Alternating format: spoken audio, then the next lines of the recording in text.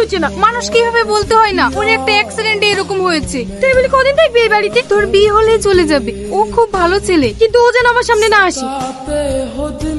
ওর কথায় কিছু মনে করো না, ওর হয়ে আমি ক্ষমা চাইছি। ওর কথা আমি কিচ্ছু মনে করিনি।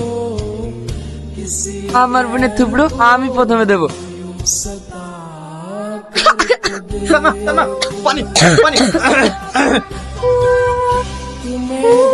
Sorry sorry. তুমি কে?